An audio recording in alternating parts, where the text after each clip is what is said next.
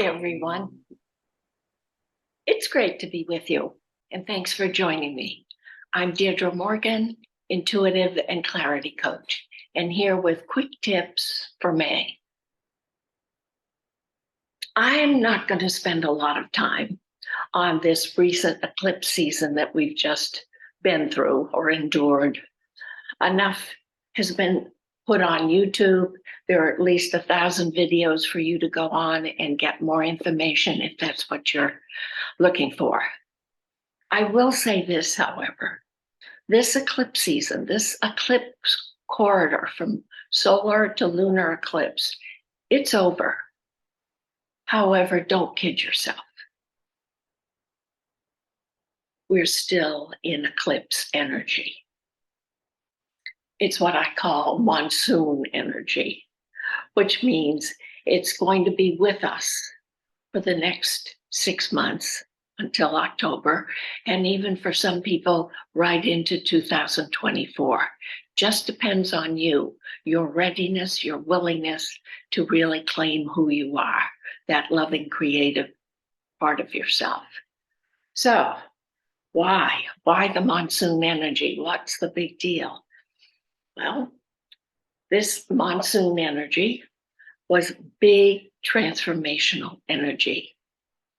And transformational energy is not just about little changes here and there. Transformational energy is big, it's deep, it's profound, it's long lasting in each of us. So the bottom line is transformational energy with this particular Aries Scorpio combination is all about reclaiming your power. And what I mean by that is your ability to love, to create, and be happy with you and your life. Remember, there's a new definition of power now that we're in the fourth dimension. It's about manifesting and creating and contributing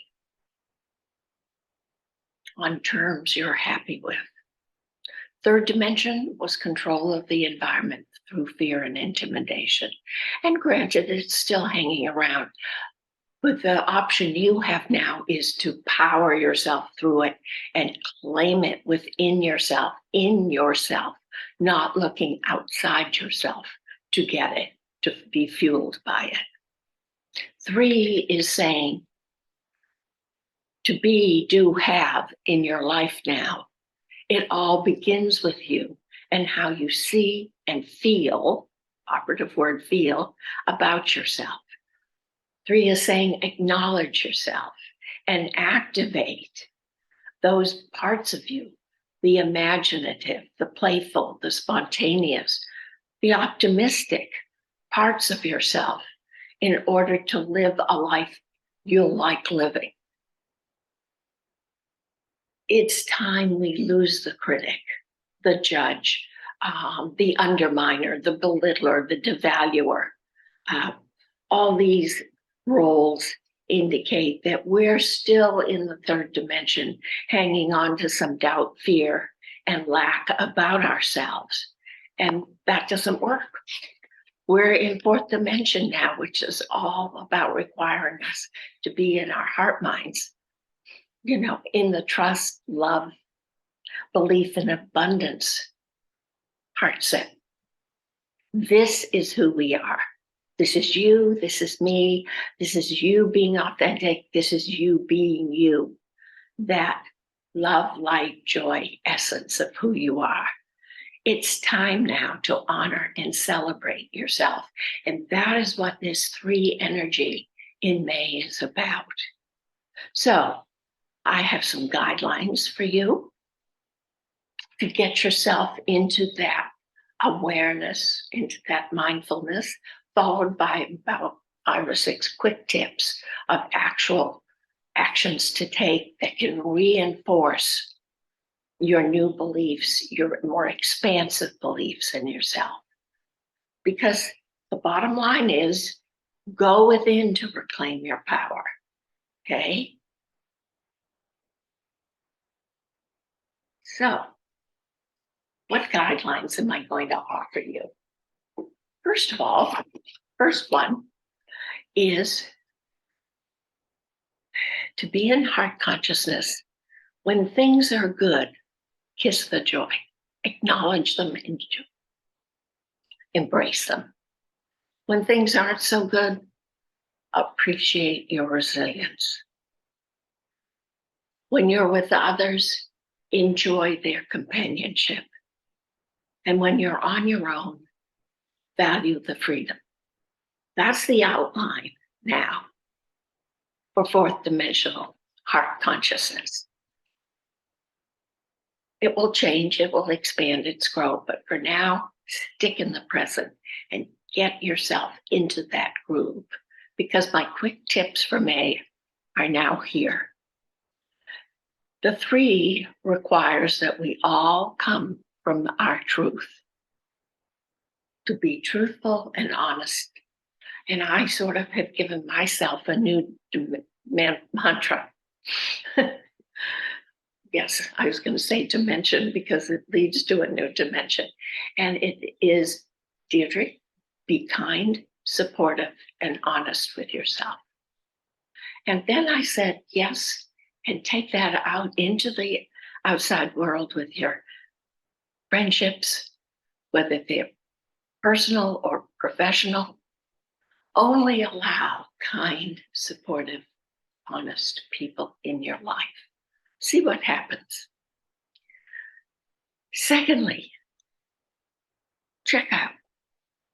Be sure you've created a new narrative about yourself, one that's based in self-love and trust, a core that honors and celebrates who you are. Okay? Number 3 is this month, take time to play, enjoy your life. Begin this, make it a habit. Play, enjoyment softens our edges. And when our edges, our boundaries are softened, then this activates our imagination and can take us to a new level of success and well-being within ourselves. Number 4, don't hold back. Tell it like it is, yet come from love. You can say anything when you come from love, which means there's no judgy, there's no critic, there's no make wrong, there's no undermining. All those things are just opinions you give anyway, and indicates you've got some insecurity within yourself that still needs to be healed. Number 5, go out into nature more. Find your place in it. Is it rock climbing? Is it a hike in the woods? Is it a swim at the beach? Or even a walk on the beach? Pick up a garden trowel. What feeds your soul? What feeds your heart?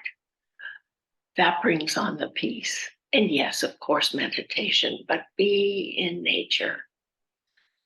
Move yourself into that place. Make the time. Number 6 is feel your feelings. Make them your besties. When we acknowledge ourselves, when we allow ourselves to experience our feelings, whether they're high or low frequency, this is one of the first acts of self-love. Allowing and accepting ourselves to be who they are. Because when we can do that, we've released judgment. We are feeling safe and secure. So the act builds the security that builds the confidence and trust we need to create the life we want to live. And last but not least, kind of simple, kind of corny, but be happy.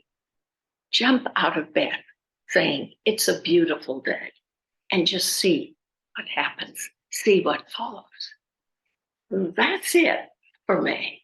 It's about really putting our new intentions, our new desires, our new dreams into action with a series of mindfulness and actions that reinforce the goodness, the wholeness, the love, light, and joy that really exists in this world.